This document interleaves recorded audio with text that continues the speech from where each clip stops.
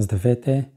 Доста отдавна не съм ви показвал никакъв вид техника, но в това видео ще ви представя един Airfryer. Ще си поговорим за модел на Instant Pot. Това е, малко е дълго името на модела, ще се опитам да го произнеса без да се запъна. Vortex Plus Clear Cook All Door Erase. Да, май успях. Има го модел в описанието на видеото, така че можете да видите точно как се пише. Какво му е интересното на този Airfryer? Първо, че е с доста голям капацитет. Кошницата му е 5,7 литра, което не е много малко. Широка е така сравнително. Сега ще я отворя. Чакайте да видим с една ръка.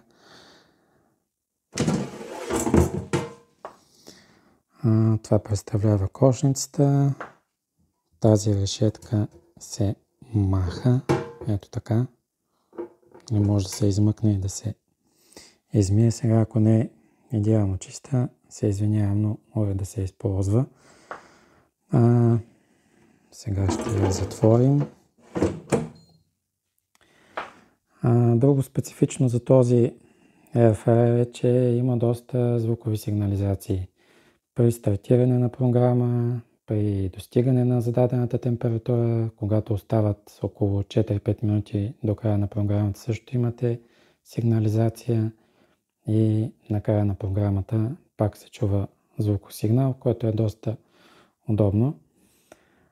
Този модел е един от най-тихите на пазара. След малко ще го пусна да го чуете как работи с сензорни бутони, което не го прави много удобен така за хора с нарушено зрение, понеже имаме такава аудитория и предпочитам да уточня.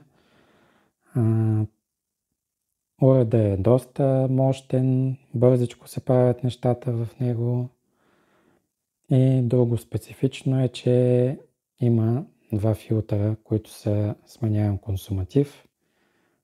Те служат за обиране на миризмите, които излизат от уреда, както и на мазнините, които циркулират вътре. Тия филтри се сменят след 900 минути работа. Airfryer има един светелинен индикатор, който започва да свети в червено, когато филтрите трябва да се сменят. Филтрите се намират в тази кутия, която така се издърпва нагоре. И сега в момента това нещо е доста тежко в момента, няма да го отварям. Съвсем лесно се сменят филтрите.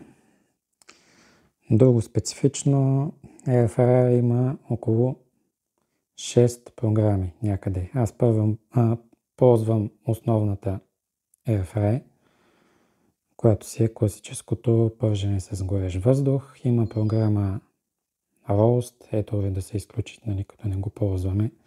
Има такава икономична функция. Програмата Roast според ръководството е за запичане на храни с солидна структура преди готвене. За меса най-вече.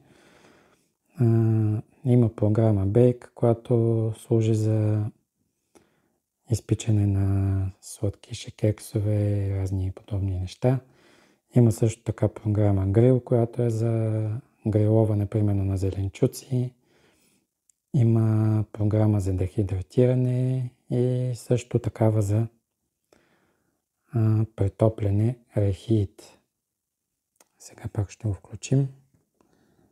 Малко така да събудим дисплея. Да, ето тръгна. Сега се надяваме, че се виждат програмите. И така, как се пуска? Избираме примерно Airfryer.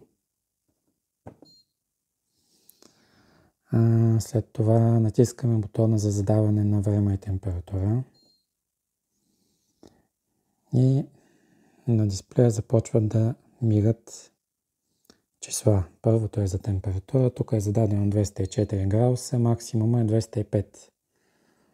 Минимума се зависи от всяка програма, започват някъде от 80 и няколко градуса.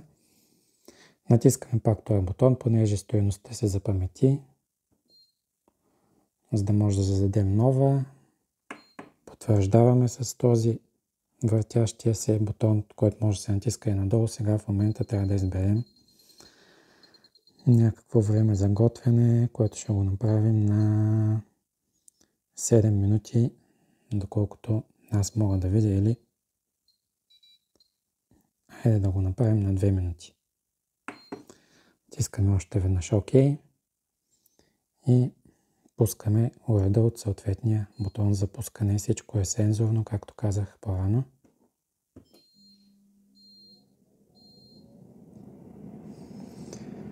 Това му беше стартирането на уреда и това е шума, който се чува при неговата работа. Както предполагам чувате, уреда е особено тих. Ако имате други шумове вкъщи, доста е възможно даже да забравите, че изобщо работи.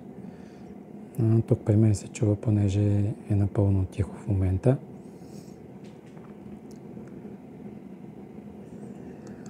Друго специфично за този Air е, че има функция за осветяване. Чрез нея можете да видите храната, докато се готви. Ако имате достатъчно зрение, може да прецените дали храната е готова, без да отваряте уреда. Сега да се пробвам да го задействам този бутон, да видим къде беше точно.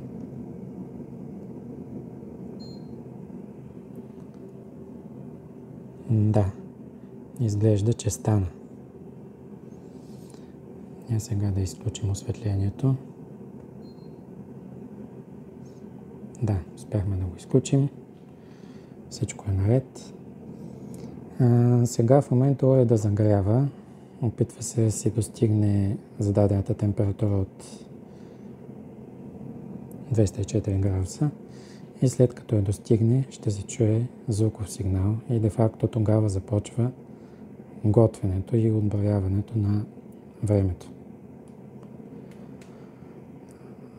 Хубавото е, че стените, които са външните, горе са метални и не загряват кой знае колко, и уреда може да бъде поставен до друг уред. В случая до кафемашината съм го сложил, понеже няма много къде.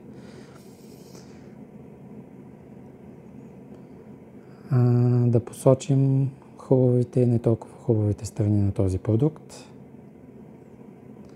Хубава страна е, че уреда е супер тих и не се чува много.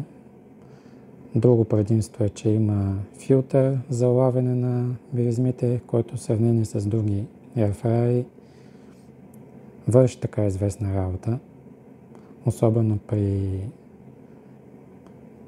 пържене на, да кажем, някаква скара, но разликата не е огромна.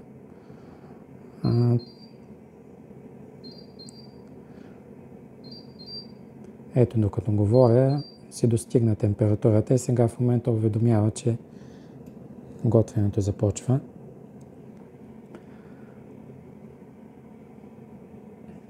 Друго предимство е, че този airfryer е доста мощен, бързичко стават нещата в него.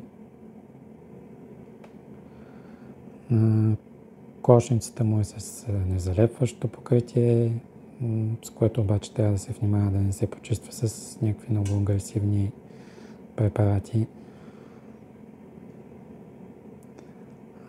Като не толкова хубави страни, кабела не е особено дълъг, трябва да имате доста близък контакт, където да го включите, но честно казано такъв уред с дълъг кабел до сега не съм виждал, може и да има.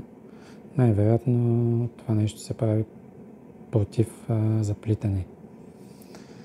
И друго отрицателно, програмите са на английски.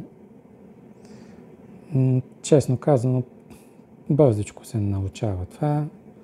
Може да си ползвате програмата Airfry. Аз този продукт го имам от някъде година, може би. И другите програми никога не са ми трябвали.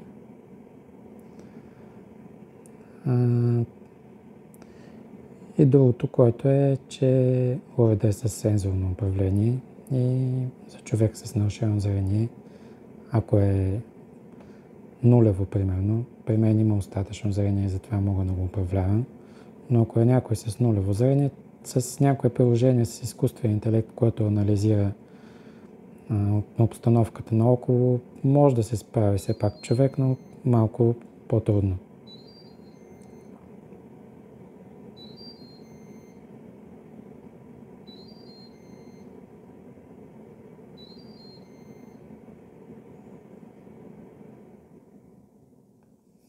И това му беше готвенето от 2 минути. Докато си изговоря нещата, уреда спря да готвя. Аз нарочно зададох такова кратко време. Това беше днешното видео.